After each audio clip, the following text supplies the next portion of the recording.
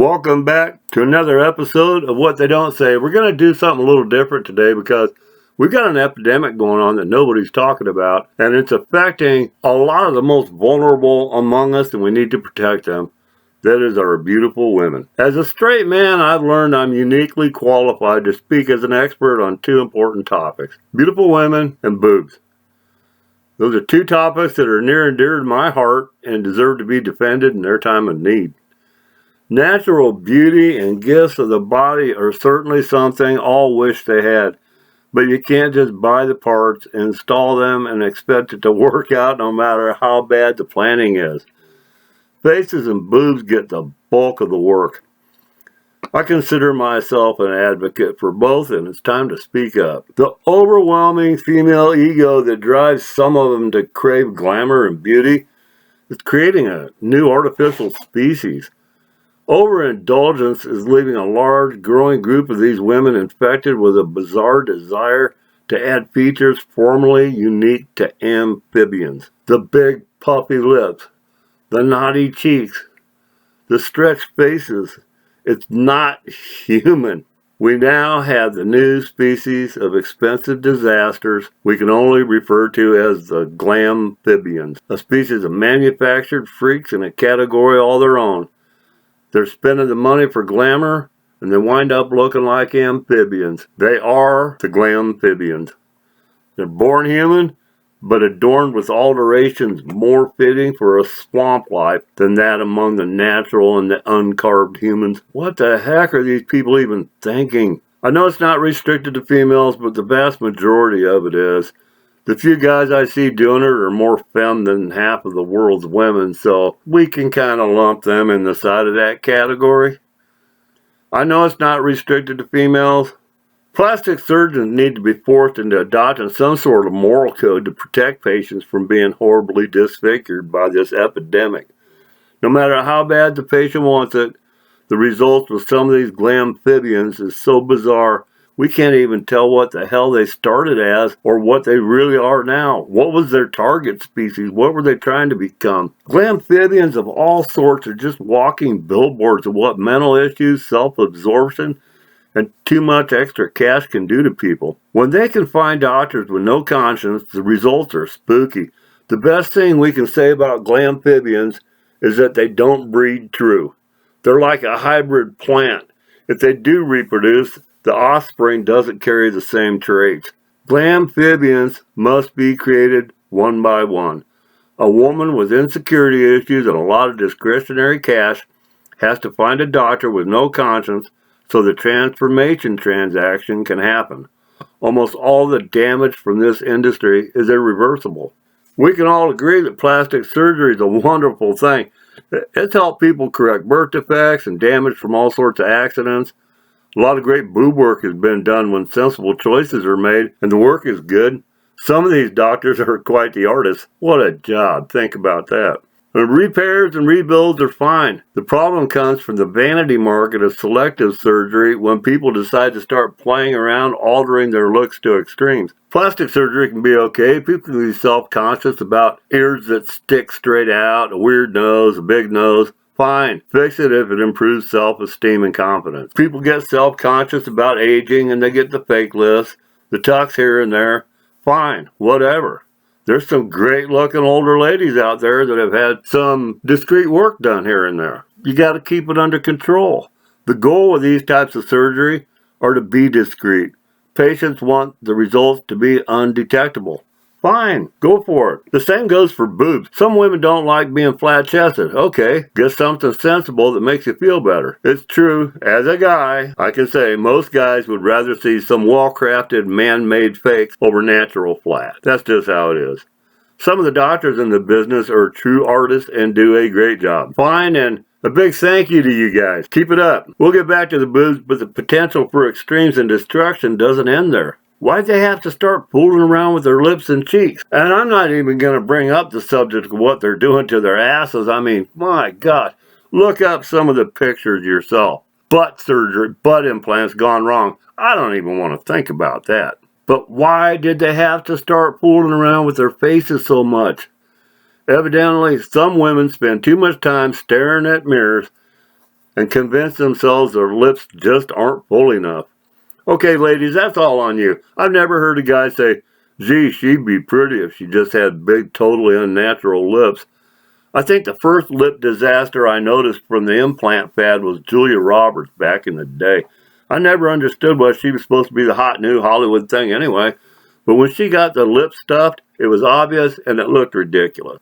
My first thought were, she's already successful with her natural looks.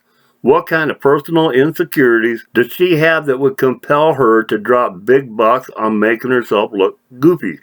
Not everyone is born to be Raquel Welch, ladies. Not everyone has a natural starter kit a craftsman doctor can create beauty and the perfect build from. You can't make a silk purse out of a sow's ear. There's got to be something there to work with. There has to be a frame to build from. Moderate enhancements can tweak a good package. It's like adding nice wheels to a pickup. Going too far is giving us new terms and new categories of damaged freaks. The duck lips, the frog mouth, the carp, the fish face, clown cheeks. It's not the glamour they think they're buying. The end result is a creepy Glam-phibian. Some just look stupid, some can scare small children. The worst are walking billboards for deep mental issues. Some people just don't know when to quit. They get the face uplift once. They age some, get it again. Then the eyes get the trimming and voila. Before they realize what's happening, they got the Nancy Pelosi deer in the headlight look of being permanently surprised. Like Mr. Bill. Oh no! Instead of looking desirable, the faces are red flag warning. Stay away. This babe has issues and will spend big bucks to prove it.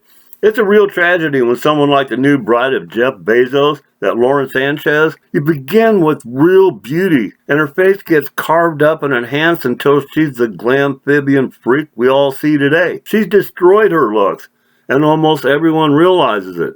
This should be a crime. I don't understand these girls doing this to their faces. What look are they going for? Some of them look like they want to be like walking, talking, blow-up doll. It was bad enough when they tried to get themselves turned into Barbie. But come on. You talk about self-esteem and, I don't want to be seen as just a sex object. Well, then don't make yourself look like a damn blow-up doll. The look ain't good, okay? Hollywood celebrities have already proven many of the most beautiful and voluptuous are not good people on the inside anyway. They can't fix a rotten personality with surgery. What's really more important here? An average-looking lady with natural looks and a stellar personality? That's a lot better catch than a self-absorbed beauty queen. This is my warning to men. If she's showing signs of Glamphibian tendencies, get out. Surgery to fix a weird nose or puff up the twins a bit? Hey, that's one thing. Sure, go for it. Going back repeatedly for more and more work should be a deal killer. There's your sign. The boobs may be a bigger casualty of the ego knife surgeons than what the faces are. There's a lot of fake boobs bouncing around out there, but there's some that can't even do that. No matter how good the doctor is, the fakes are often obvious. They get carried away. Some girls don't seem to do the research. They don't check out the doctors enough before rushing to the knife because there's a lot of badly scarred or ridiculously misshapen sweater puppies in the mix today. Again, it's usually a case of trying to go too far and not having the right starter kit for getting the desired results. You gotta have something else there. The shape of the large fakes is always a dead giveaway. They aren't supposed to look like softballs nailed to a skeleton. Bigger isn't always better. Just because a little's good, it doesn't mean a lot is great. Worse yet, as the years go by, they wind up looking like a grapefruit swinging in a sock. Don't get the big crazy ones. You think ahead, okay? The great naturals always look better when they're turned loose. The oversized fakes do not. That's when the whole plot is exposed. That's when the girl rips her shirt off and the guy gets that look of surprise on his face instead of the look that she was going for. I know a lot of women complain that guys aren't looking them in the eye, but a lot of others are spending the dinero because they want that attention. They know a dandy pair can create a distraction, and they revel in the ability to have that impact. When the choices in surgery are done right, congratulations, the boobs have been weaponized and the reactions speak for the success. It works. If they begin as too small for the comfort of the woman, fine. Get them improved to a proud kind of nice. Don't squeeze in something absurd that doesn't fool anybody. Guys who are honest will tell you, yes, they notice. They talk about, hey, check out the fake ones on that one. That's how guys talk to each other. It's like, oh man, look at that. That's got to be fake. And then they laugh. The soccer ball skin stretchers don't draw the compliments or the internal praise that are given to a size and shape that is actually believable. Ladies, you don't realize it.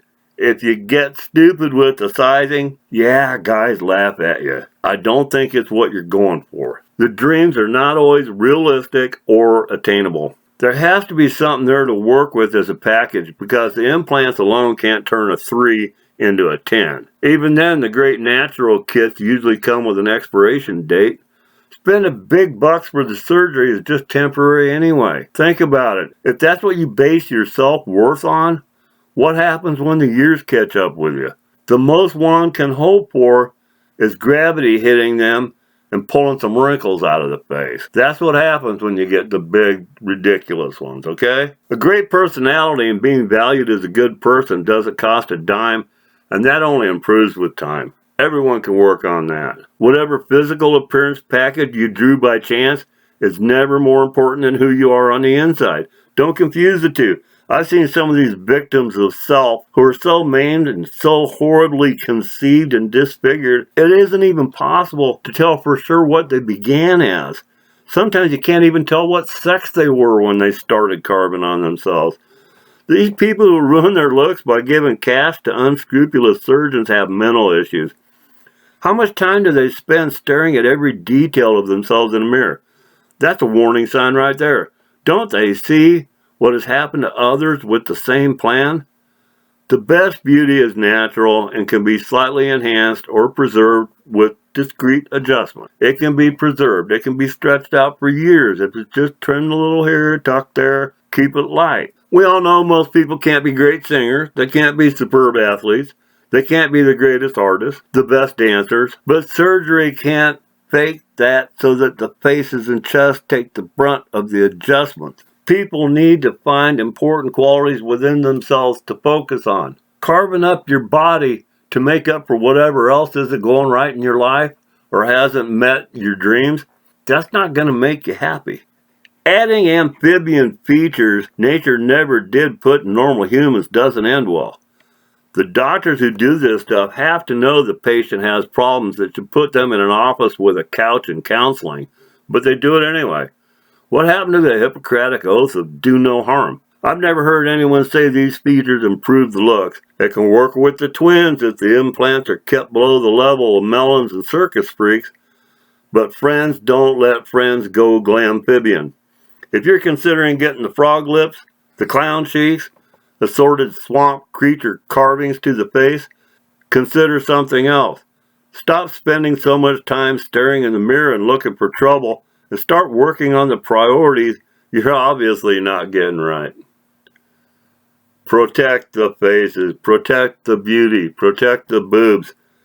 The Glamphibian rage has got to be stopped.